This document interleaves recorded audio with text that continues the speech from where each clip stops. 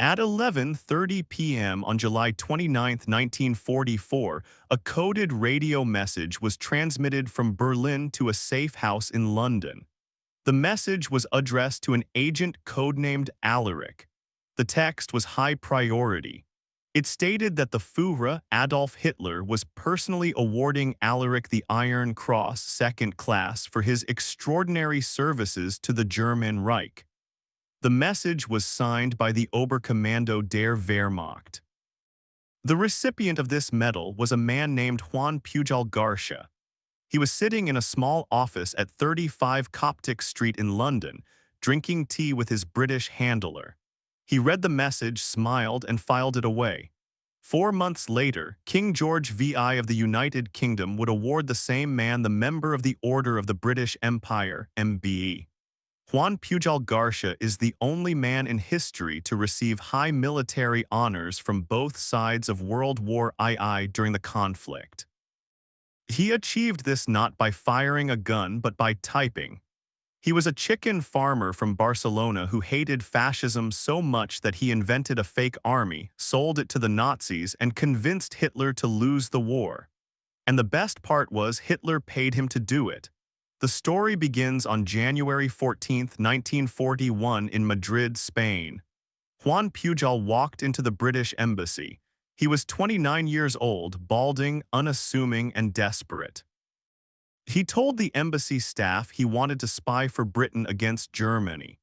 The British took one look at him and laughed. He had no military training. He spoke no English. He had no contacts. They kicked him out. He tried again in February. They kicked him out again. He tried a third time in Lisbon. They told him to stop wasting their time. Pujol realized that the British would not hire him as a spy unless he was already a spy. So he decided to become a German agent first. On April 24, 1941, Pujol walked into the German embassy in Madrid. He presented himself as a fanatical pro-Nazi Spanish government official who was traveling to London on diplomatic business. He told the German intelligence officer Friedrich Knapp Rady that he wanted to serve the Reich.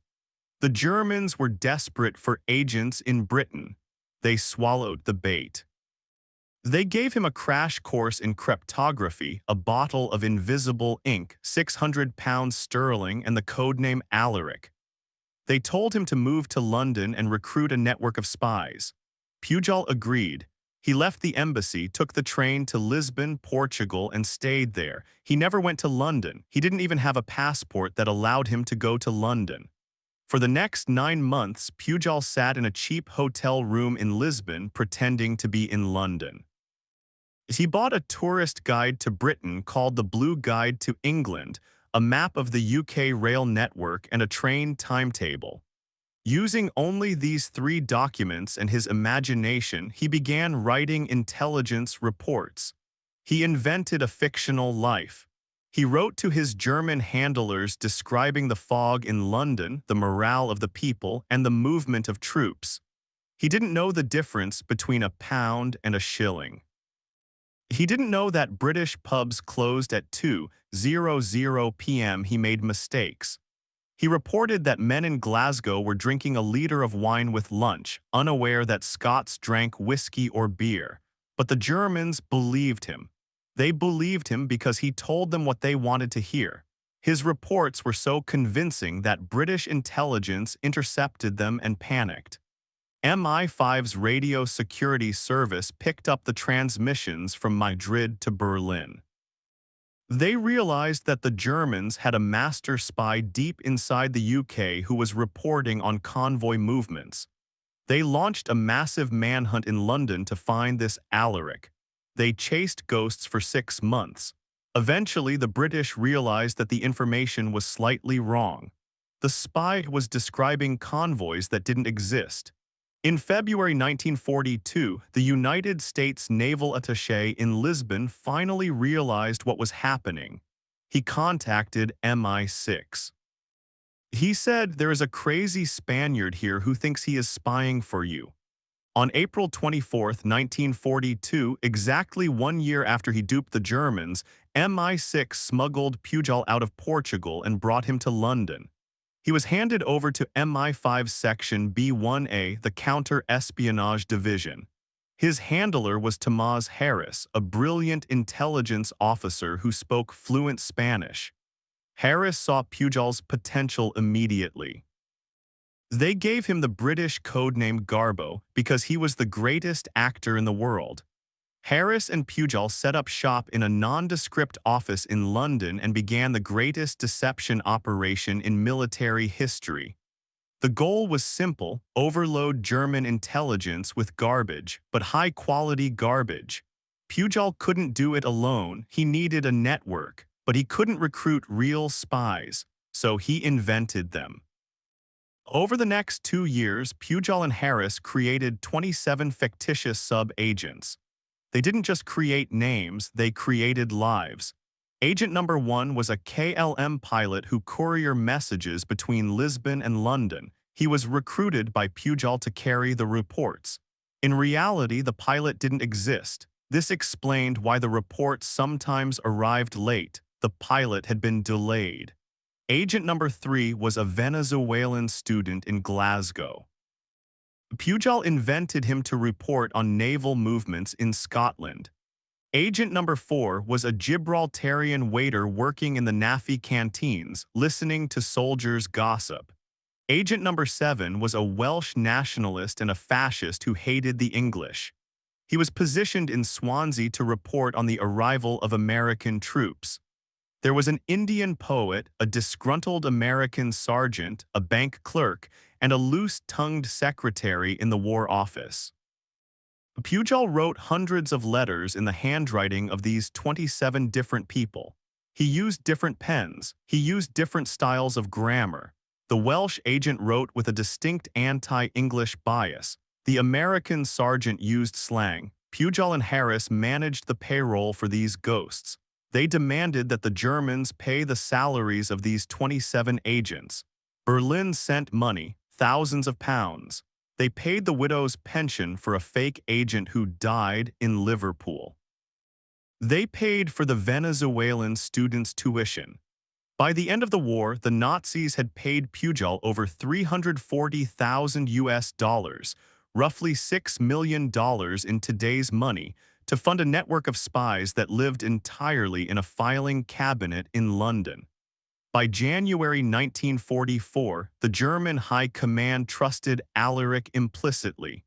He was their primary source of information on the British Isles.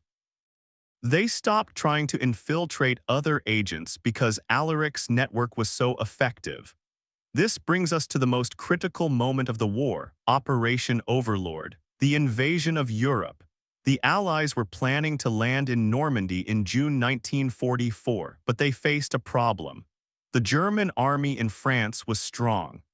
If the Germans knew the landing was happening in Normandy, they would concentrate their Panzer divisions there and push the Allies back into the sea. The Allies needed to trick Hitler into believing the attack was coming somewhere else. This deception plan was called Operation Fortitude. The plan was to convince the Germans that the invasion of Normandy was just a diversion, and the real invasion would come later at the Pas de Calais, the narrowest point of the English Channel. To do this, the Allies built a fake army. The 1st United States Army Group, FUSAG, commanded by General George S. Patton. This army existed only on paper and in rubber. The Allies placed inflatable rubber tanks in the fields of Kent and East Anglia. They built fake wooden aircraft. They created fake radio traffic, but visual deception wasn't enough. They needed a trusted voice to whisper into Hitler's ear and tell him that the rubber tanks were real. That voice was Garbo. Between January and May 1944, Garbo sent over 500 radio messages to his German handlers. He reported on the massive buildup of troops in southeastern England, the fake FUSAG. He reported seeing the insignia of Patton's army.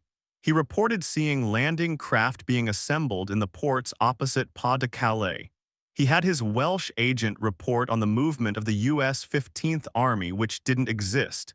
He had his American sergeant leak details about the issue of cold weather gear, implying an invasion in Norway. The Germans ate it up. Field Marshal Gerd von Rundstedt, the commander of German forces in the West, was convinced. He kept his 15th Army, his best units, stationed at the Pas de Calais waiting for Patton. He left Normandy defended by second-rate units and static defenses. But the most dangerous part of the game was the invasion itself. If the Allies landed in Normandy and Garbo didn't report it, the Germans would realize he was a traitor. He had to report the invasion, but he had to report it too late for the Germans to stop it. On June 5, 1944, Garbo radioed his handlers. He told them that his sub-agents were reporting unusual activity. Troops were being issued vomit bags. They were being given live ammunition. The invasion was imminent. He requested a special listening watch at 0300 on June 6. This was a calculated risk. The invasion fleet would already be at sea. If the Germans received the warning at 0300, it would be too late to move the Panzers to the beaches, but it would prove Garbo was the best spy in the world. He would be the man who warned them. At 0300 on June 6, Garbo sat at his radio set in London. He tapped out the call sign for the German station in Madrid. No answer. The German operator was asleep. Garbo tapped again and again. For an entire hour, the spy who held the fate of the world in his hands tried to warn the Nazis, but the Nazis were taking a nap. If you are enjoying this story of the greatest con artist in military history, please hit that like button. It helps us share these forgotten stories, and subscribe if you haven't already. We are documenting the deception operations of World War II every week. Back to the radio set. Finally, at 0400, the German operator woke up and acknowledged the signal. Garbo was furious. He typed a message reprimanding the German operator for his laziness and incompetence. He said, "I am disgusted. I am risking my life to send you critical intelligence and you are sleeping." This outburst solidified his cover. Only a true fanatic would be this angry. Then he sent the message, "The Allied fleet has left port. The invasion has begun." By the time the message was decoded in Berlin, the first American boots were hitting Omaha Beach. Garbo had successfully warned them, but he had ensured the warning was useless. But the deception wasn't over. The landings at Normandy were successful but precarious. The Germans still had powerful panzer divisions held in reserve at the Pas de Calais. If Hitler released those panzers and sent them to Normandy, they could still crush the Allied beachhead. The Allies needed to buy time. They needed Hitler to keep those tanks at Calais for just a few more days. On June 9, 1944, 3 days after D-Day, Garbo sent the most important message of his life. It was a masterpiece of fiction. He compiled reports from all his agents. He told Berlin that the Normandy landing was a diversion. He pointed out that General Patton was still in England, which was true. Patton was sitting in a tent in Dover acting as a decoy. He argued that the Allies would not commit their best general to a secondary attack.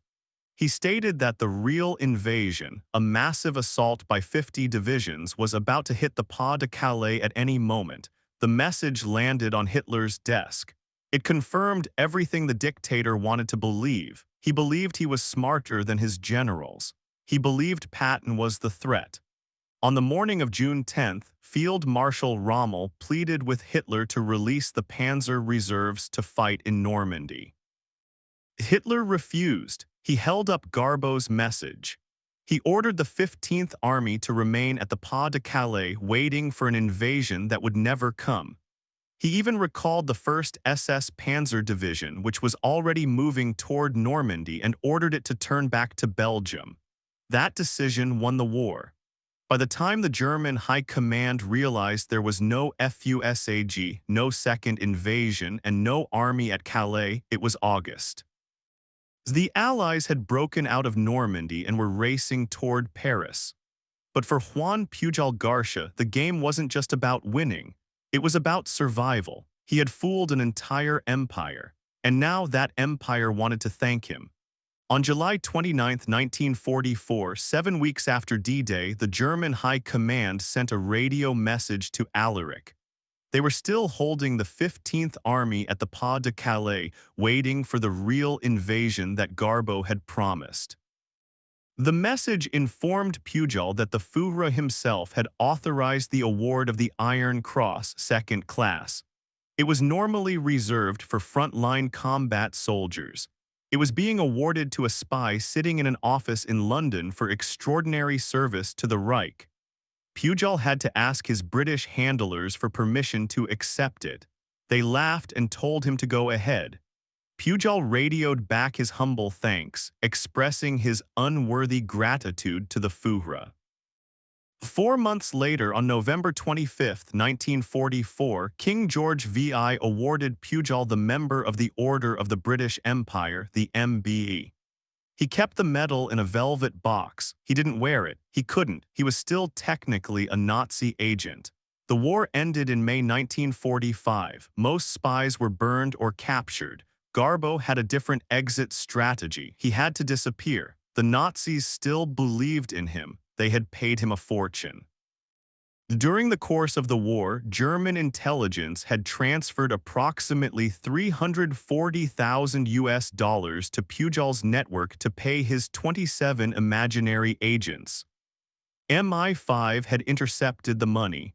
They used it to fund the entire operation. Pujol kept a portion of it, roughly £15,000, as his salary. But he knew that if the surviving Nazis ever found out the truth, that the network was a fiction and that Garbo was the reason they lost France, they would hunt him down and kill him. In 1949, MI5 helped him orchestrate one final deception. Pujol traveled to Angola in southern Africa. He instructed his handler, Tomás Harris, to inform the remaining German contacts that Alaric had died of malaria while on a mission to establish a Fourth Reich network in Africa. The Germans bought the lie. They mourned their greatest spy. Pujol was officially dead. In reality, Juan Pujol García moved to Lagunas, Venezuela. He changed his name. He grew a beard. He put on thick, square-rimmed glasses. He got a job running a gift shop and a bookstore for Shell Oil employees. For the next 36 years, the man who saved the D-Day landings sold postcards and pencils to oil workers. He married a Venezuelan woman. They had children. He never told his wife who he was. He never told his children. To them, he was just a quiet, boring man who liked to read newspapers and hated war movies. He lived in total anonymity. The world moved on. The history books were written. General Eisenhower got the credit for Normandy. The soldiers got the credit for the fighting. The spy was forgotten. In 1984, a British author named Nigel West, whose real name was Rupert Allason, began researching the history of MI5. He was obsessed with the Garbo case. He read the declassified files. He saw the genius of the operation. But the files ended in 1949 with the report of death by malaria in Angola. West didn't buy it. It was too convenient. A master of deception dying of a mosquito bite, West began to hunt for the ghost. He found a tiny clue in the files, a reference to Pujol wanting to move to South America after the war. West started making calls. He contacted intelligence officers who were long retired. He placed advertisements. Finally, he got a lead. A former MI5 officer remembered that Garbo had spoken about Venezuela. West managed to make contact with a nephew of Pujol in Barcelona. The nephew said, "My uncle is dead." West pressed him. "Are you sure?" The nephew hesitated. West flew to Spain. He convinced the family to pass a message. On May 20, 1984, the phone rang in Nigel West's hotel room in New Orleans. A voice with a heavy Spanish accent said, "I believe you are looking for me." Pujol agreed to meet. He walked into the hotel lobby. He was 72 years old. He looked like a grandfather, but behind the thick glasses were the same sharp eyes that had tricked Hitler. West asked him, "Are you Juan Pujol García?" Pujol smiled and said, "I was." West convinced him to return to London. It was the 40th anniversary of D-Day. The world was celebrating the victory. It was time for the man who made it possible to take a bow. On June 6, 1984, Juan Pujol García stepped onto British soil for the first time in nearly 4 decades. The reception was overwhelming. He was taken to Buckingham Palace. He was finally able to wear his MBE. He met Prince Philip, the Duke of Edinburgh. The prince shook his hand and said, "It is a great pleasure to meet a man who is largely responsible for my being here today." He traveled to the Normandy beaches. He walked on the sand at Omaha Beach. He saw the rows of white crosses in the American cemetery. He fell to his knees and wept. He told a reporter, "I did not do this for adventure. I did it because I saw the suffering of Europe. I wanted to save lives." He visited the grave of a soldier who died on D-Day. He placed flowers on it. He stood there for a long time, the Iron Cross recipient mourning the men he had tried to save. Pujol returned to Venezuela after the reunion. He died 4 years later on October 10, 1988 in Caracas. He was 76 years old. His legacy is unique in the history of warfare. Most spies steal secrets. Pujol invented them. Most spies try to find out what the enemy is doing. Pujol told the enemy what to do and they did it. He created an army of 27 ghosts. He fought a war with a typewriter, and he proved that the most powerful weapon in the world isn't a tank or a bomb. It is a story, provided you can get the right person to believe it. When he died, his family found his medals, the British MBE and the German Iron Cross. They are physical proof of the greatest double cross in history. A chicken farmer from Barcelona who played chess with Adolf Hitler and won. If this story blew your mind, please hit that like button. It helps us share these forgotten pieces of history. Subscribe to the channel and turn on notifications. We are rescuing the wildest stories from the archives every single day. Drop a comment right now and tell us, if you were in Pujol's shoes, would you have kept the Iron Cross, or would you have thrown it away? Let us know what you think. Thank you for watching, and thank you for remembering Agent Garbo.